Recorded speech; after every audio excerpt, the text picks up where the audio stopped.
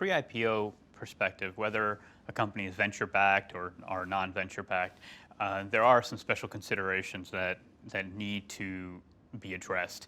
First and foremost is not only external pay equity, but also internal pay equity. You have a situation where, depending on when certain executives or senior level employees have entered into the organization, they may have different equity ownership levels. And in a pre-IPO situation where cash can be constrained, equity is your true currency. So one of the first things that we do is do an assessment of what is the employee composition, executive as well as rank and file employees. How do they compare to one another, to ensure that internal pay parity as well as from an external environment? How do they reflect against market?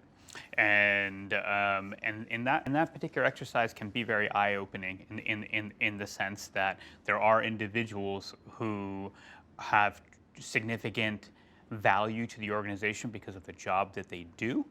And then there are other individuals who have value to the organization because of their tenure and the ability for them to be part of a growing organization, and how to balance those two things, because they don't always reside in the same individual.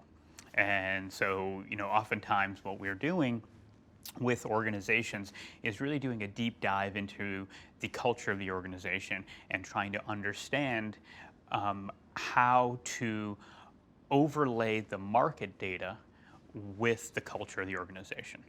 And this can be a bit tricky because, especially for a venture-backed company, and this is, I think, a big contrast to what you find in the public company environment, is VC-backed companies, they tend to be in the trenches with the executives. Unlike a established public company compensation committee board, the VCs are in the trenches with the employees. So they're both building value and contributing to significant value creation of the organization.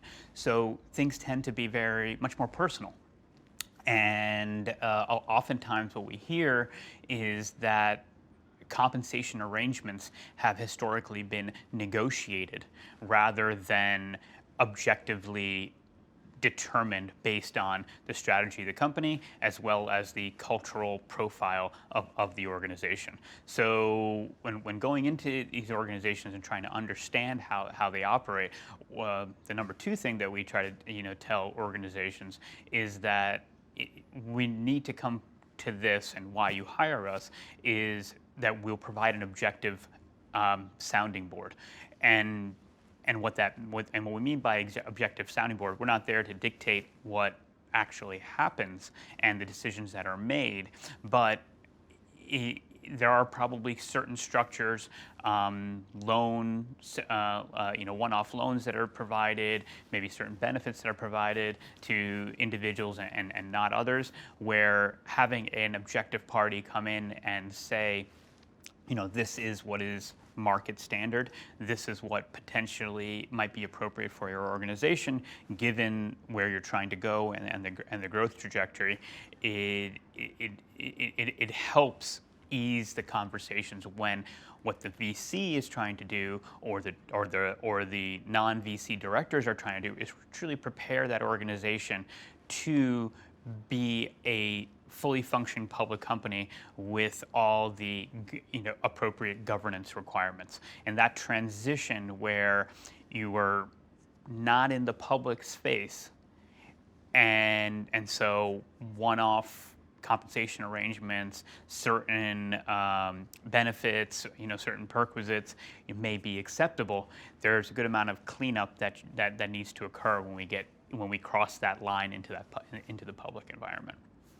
So those are I think two of the main things that we see are significant distinctions between a company that's preparing for a public offering versus a company that is already public.